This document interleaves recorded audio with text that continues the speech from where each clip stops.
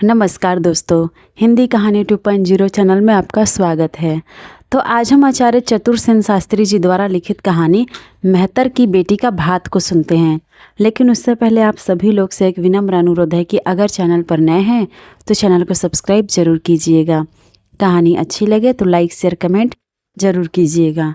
तो चलिए शुरू करते हैं कहानी मेहतर की बेटी का भात। बादशाह के लिए ऊंच नीच सब एक समान है। विवाह शादी के अवसर पर लड़के वाला लड़की वाले से बड़ा हो जाता है। दूल्हा अपने को सारी बस्ती का मेहमान समझता है। इसी भाव व्यंजना का चरित्र चित्रण इस कहानी में हुआ है। इस समय जहाँ हापुड़ का रेलवे स्टेशन है, वहाँ उन दिनों एक छोटा सा गांव बहादुरपुरा था।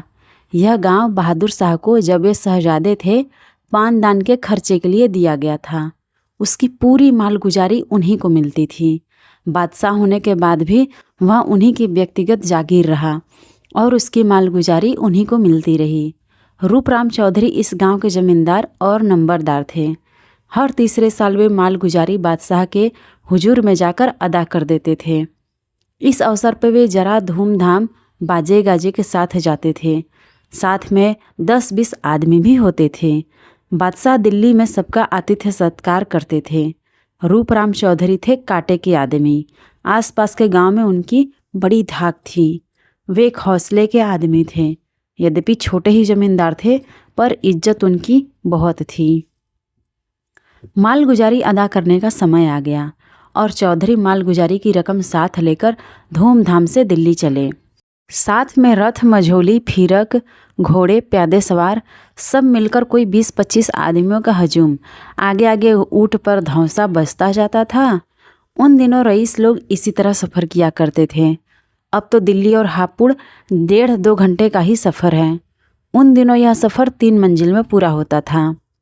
चौधरी की सवारी सहादरा तक आ पहुँची। शाम का झुटपुट हो चला था।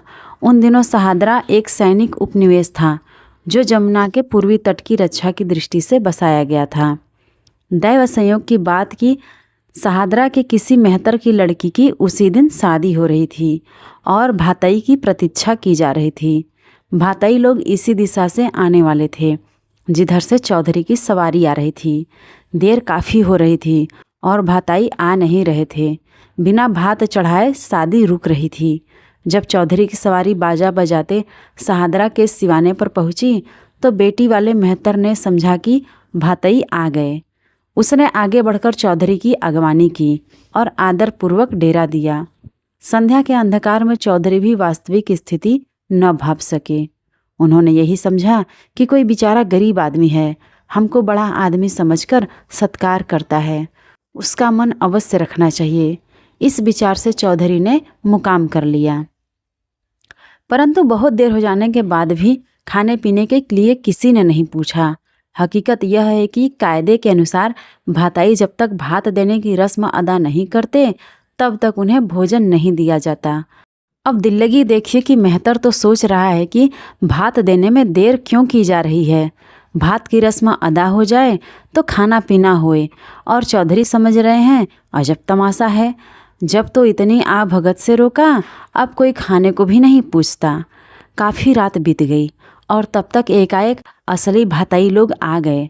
मेहतर भौचक रह गया। भाताई ये हैं तो वो लोग कौन हैं? और तब उसे ज्ञात हुआ कि वे भाताई नहीं, बहादुरपुरा के चौधरी हैं। मेहतर की फूंक सरक गई। वह हाथ जोड़े आकर चौधरी के कदमों में गिर गया और कहने लगा, माई बाप, बड़ी चूक हुई, बड़ी बेअदबी हुई। मैंने आपको भाताई समझ लिया। सारी बात सुनकर चौधरी रूपराम खिलखिलाकर हंस पड़े। मेहतर को उठाकर गले से लगा लिया और कहा, बस अब तो हम तुम्हारे भाताई बन ही गए, फिक्र न करो। इतना कहकर मालगुजारी के लिए लाया हुआ सारा रुपया भात में दे दिया।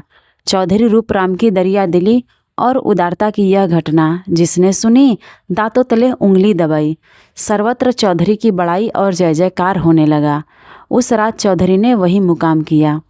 दूसरे दिन नाव का पुल पार करके चौधरी लाल किले पहुँचे और बादशाह को दीवाने आम में जाकर मुजरा किया।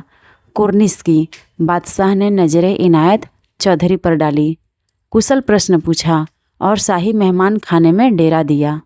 मोदी के नाम परवाना जारी कर दिया कि खाने पीने की सब रसद चौधरी को मिल जाए। परंतु चौधरी ने हाथ बांधकर कहा, जहाँ पना, मुझ सेवक को मोहलत मिलनी चाहिए। कैसी मोहलत? मालगुजारी की रकम घर से लाने की मोहलत। इसके क्या माने? क्या तुम मालगुजारी की रकम घर से लेकर नहीं चले थे? घर से तो रकम लेकर ही चला था हुजूर। तो क्या रास्ते में डाका पड़ गया, रकम लुट गई?